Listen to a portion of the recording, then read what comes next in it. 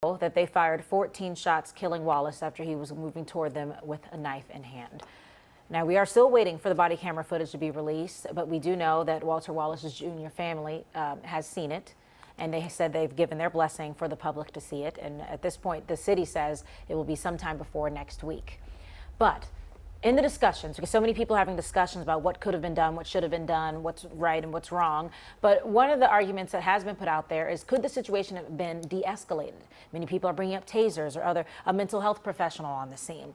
So we want to bring in Corey Jones. He's the owner of a security consulting firm, and he was previously a sergeant with the Mount Laurel Police Department for 27 years, to get his perspective. Good morning to you. All right, as of right now, Corey, we can't hear you. Let's try it again. Can you hear us now? We're having a little trouble. Sorry about that. There it is. There we go. Now we can hear you. Good morning. Sorry about that. Good morning. That's all right. Thank you for joining us. Before we get into the de-escalation techniques, and in your professional experience, do you believe, from watching the video, that what happened is appropriate or reasonable, or how would you characterize what went down there on Monday afternoon? Yes, exactly. Based on my training and experience and what the federal guidelines are, while sad and tragic, those events did appear to be reasonable and necessary to protect the officers. Okay.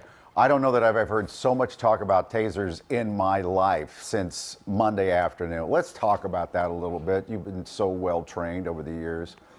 Tasers don't always work. Unfortunately, that's correct, Mike.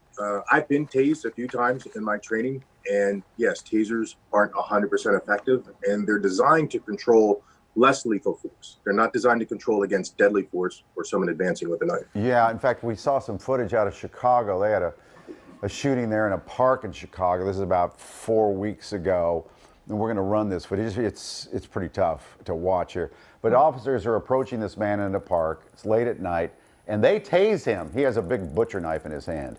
So he's down. He's down and surrounded by police officers. And then he's not down anymore in just a few seconds here. He gets up and charges at this officer, and the blade comes very close to his body. It could, I think, actually, it's her body. The sergeant's body. Yeah, her body. And so, in fact, the blade is right up against her body cam.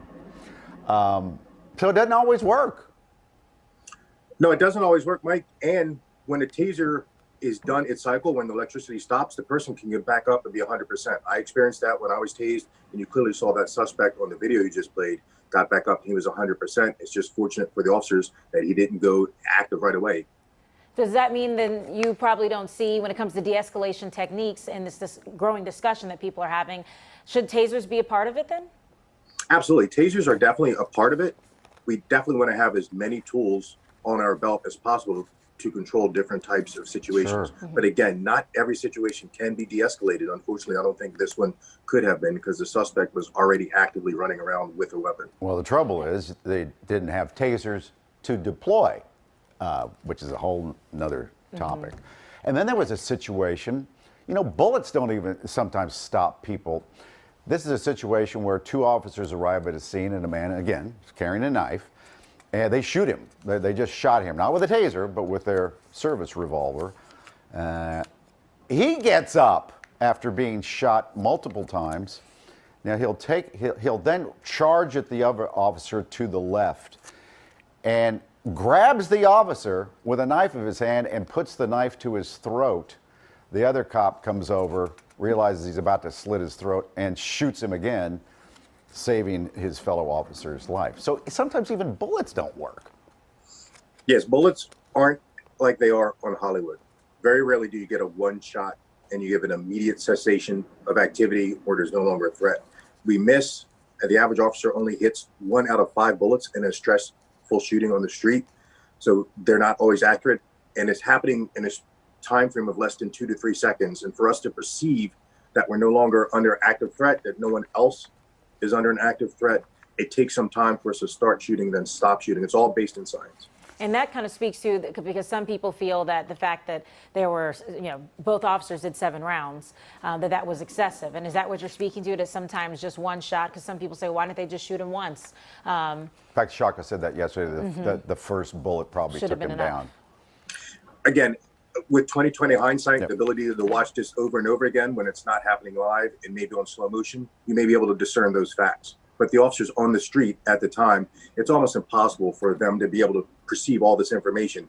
Right. Only when the suspect goes down and is no longer actively coming at you with a weapon can you then feel secure that there's not a threat. And, you know, shooting him in the leg or something, that's just People not always police talk about tactics. It's that, not yeah. police training, and it's too difficult to try.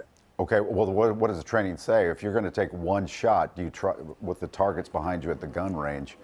Do you shoot for the chest? Do you shoot for the widest part of someone's body?